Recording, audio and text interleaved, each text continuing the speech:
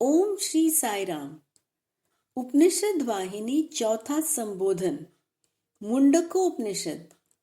इस उपनिषद का प्रारंभ इस प्रार्थना के साथ होता है कि सदैव मंगलप्रद कार्यों को ही नेत्रों से देखें तथा मंगल ध्वनि श्रोतों कानों से सुने तथा सर्वेश्वर का ही अनवरत चिंतन करते हुए जीवन बितावें।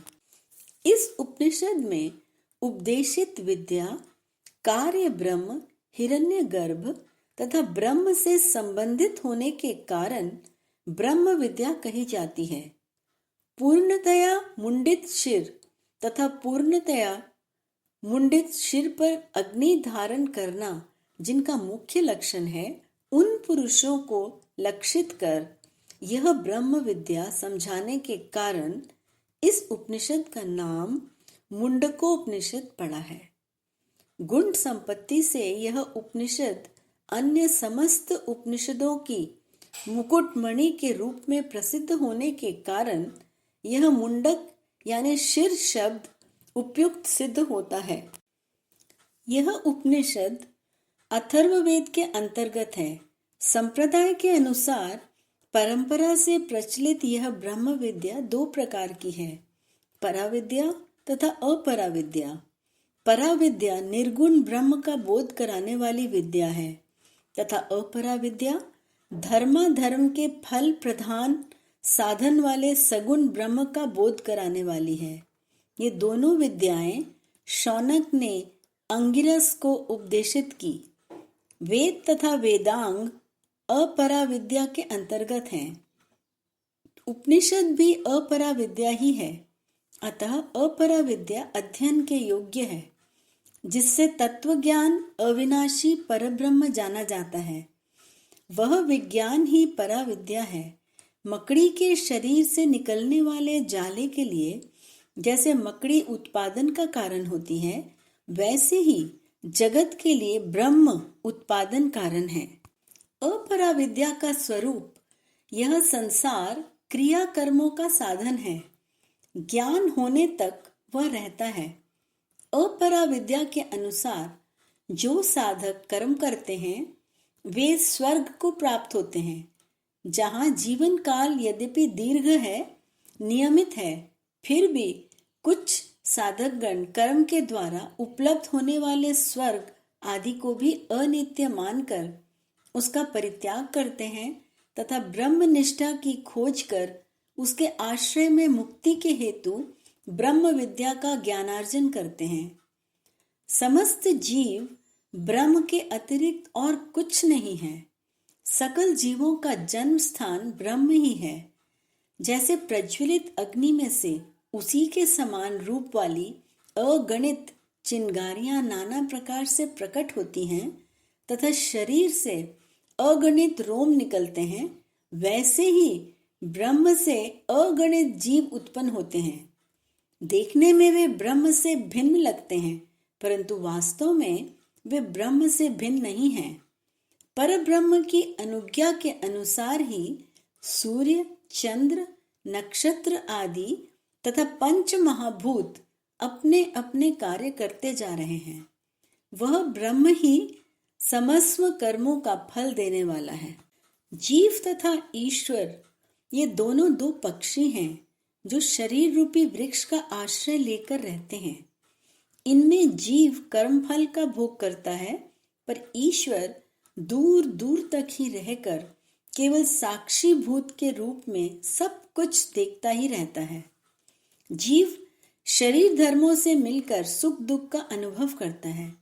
जब तक वह यह जान नहीं पाता कि मैं ही ईश्वर हूं, तब तक वह दुख शोक से मुक्त नहीं हो पाता।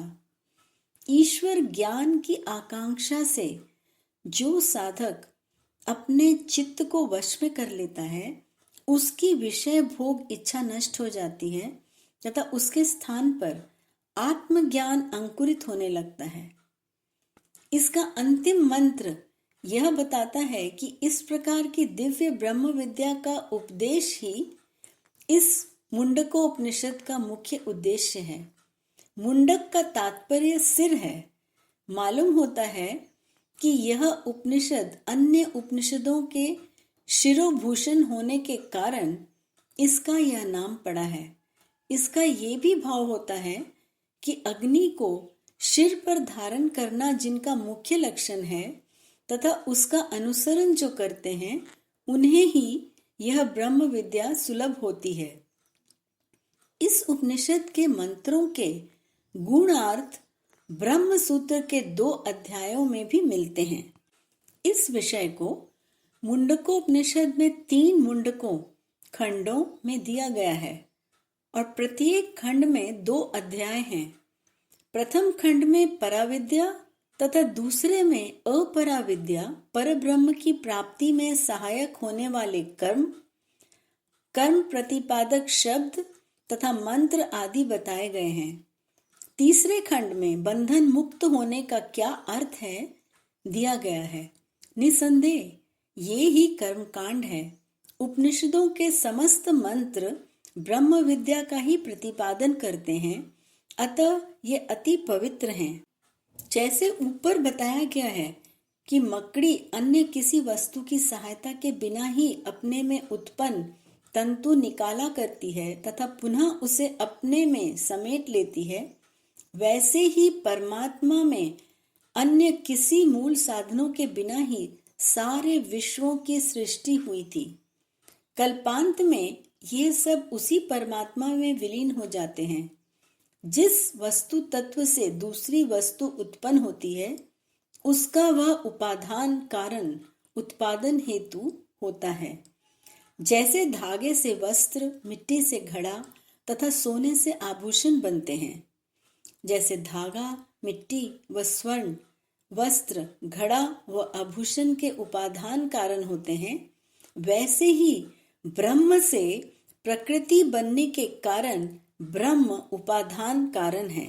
यह ब्रह्म जगत का निमित्त कारण भी होता है। इसी कारण इस जगत का सृष्टिकर्ता ब्रह्म सर्वज्ञ होता है। अतः सर्वज्ञत्व एकमेव परमात्मा को छोड़ अन्य किसी को साध्य नहीं है। ब्रह्म ज्ञान पराविद्या का मुख्य लक्षण है। स्वर्ण ही उसका फल है। स्वर्ग की इच्छा रखने वालों के लिए कर्म ही मुख्य मार्ग है। समस्त कर्मों में अग्निहोत्र प्रधान है। कर्ता के शुद्धाचरणों से चित्त की शुद्धि होती है और पराविद्या के निमित्त यह अत्यंत आवश्यक पूर्वांग है। प्रज्वलित होमाग्नि में दी जाने वाली आहुतियां मानो उस यजमान को बुलाती हैं कि ब्रह्म ज्ञान की अनुभूति कर लो। जो साधक अर्थ ज्ञान समेत अग्निहोत्र कर्म करता है उसकी आहुतियां सूर्य किरणों को ग्रहण करती हैं। वे किरणें उन आहुतियों को इंद्र निवास स्वर्ग को ले जाती हैं। वेदों में 2 प्रकार के कर्म दिए हैं, इष्ट तथा पूर्व अग्निहोत्र। सत्य भाषण, तपस्या अर्थात वैराग्य, वेदाध्ययन, अतिथि सेवा इत्यादि कर्म इष्ट कर्म तथा देवालय, धर्मशाला, यात्री विश्राम स्थल, तड़ाग आदि का निर्माण तथा छायादार वृक्ष लगाना आदि कर्म पूर्त कहे जाते हैं। ये दोनों कर्म शुभ फल देने वाले हैं। सारा संसार कार्य कारण से बंधित है, जो सहज नहीं है, करता है। इसके फल भी कर्मजन्य हैं, अतः वह भी करता है तथा अनित्य है। समस्त सृष्टि नाम रूपात्मक है, अतः असत्य है। वाणी द्वारा वर्णित होने के कारण विकार स्वरूप है। परम पुरुष परमात्मा ही सारी सृष्टि का कारण भूत है, अर्थात सृष्टि करता है। वही केवल नित्य, सत्य, निर्मल स्वरूप है। समस्त कर्म तथा उसके फल उस विराट पुरुष के ही फल स्वरूप हुए थे एवं हो रहे हैं। अतः वह विराट पुरुष अदृश्य तथा अग्राह्य बुद्धि से परे है। श्रुति कहती है कि मैं ब्रह्म ही है। रथ चक्र में जैसे पहिए की नाभि से आरा या तीलियां निकलती हैं और उन पर रथ घूमता है, वैसे ही उस ब्रह्म से ही यह समस्त प्रपंच चलित है, उस परमार्थ वस्तु के अतिरिक्त और कुछ भी नहीं है। इस प्रकार यह ज्ञात होता है कि पदार्थ ज्ञान के समझने के लिए मन मुख्य है। ब्रह्म रूपी लक्ष्य को मन रूपी बाण से बींधना चाहिए। उपासना के द्वारा तीक्ष्ण किए गए अंतःकरण रूपी बाण को उपनिषद रूपी धनुष पर चढ़ाकर चित्त एकाग्रता से खींचकर अक्षर परब्रह्म को ही लक्षित कर बींधना चाहिए। यदि ओमकार को ही धनुष माने तो जीव ही बाण है, ब्रह्म ही लक्ष्य है। अंतःकरण में प्रतिबिंबित उसे परब्रह्म उद्दीप्त करता रहता है। अतः अंतःकरण को अपने बाह्य विषयों से हटाकर तथा वैराग्य के द्वारा चित्त की कलुषता को दूर कर निर्मल करना चाहिए। इस प्रकार निर्मल किए हुए चित्त को ओमकारोपासना से एकाग्र करना चाहिए। गाड़ी के चक्र पहिए की नाभि से निकले हुए आरों तीलियों की भांति हृदय से अनेक नाड़ियां निकलकर सारे शरीर में व्याप्त हैं। हृदय के अंतर्भाग में रहने वाला जीव अनेक प्रकारों से बदलता रहता सा दिख पड़ता है। जीव और कोई नहीं है, आत्मा ही है। ओंकार का आलंबन ले यानी ओंकार को लक्ष्य में रखकर ध्यान करना चाहिए, तब अज्ञान नष्ट हो जाएगा, जिससे आत्मा का साक्षात्कार संभव हो जाता है। समस्त प्रपंच या संसार परमेश्वर की ही महिमा का प्रतीक स्वरूप है। हृदयाकाश उस परमेश्वर को उपलब्ध करने का स्थान है। परब्रह्म समस्त प्राणियों का प्राण है, परमात्मा रूप रहित है, अतः नेत्रों के द्वारा उसे देखा नहीं जा सकता। वह नाम रहित है, अतः वाक वाणी के द्वारा उसका वर्णन नहीं किया जा सकता। इसी प्रकार अन्य इंद्रियों के द्वारा भी वह ग्राह्य नहीं है, वह इंद्रिया गोचर है। तपस्या अथवा वैदिक अग्निहोत्र आदि कर्मों के द्वारा भी वह प्राप्य नहीं है। जब राग द्वेष रहित हो, बुद्धि निर्मल व शुद्ध होती है, तब ब्रह्म ज्ञान संभव हो पाता है।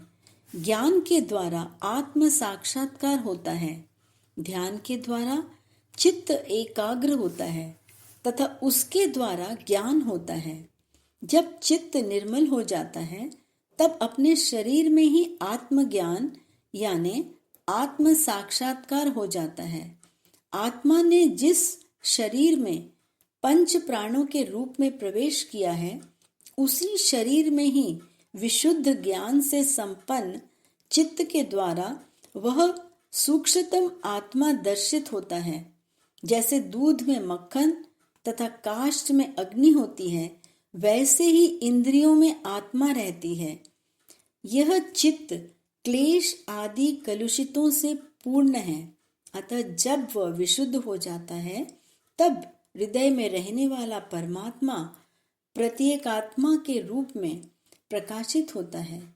जो साधक इस आत्मज्ञान को समझ लेता है, वह पूज्य हो जाता है।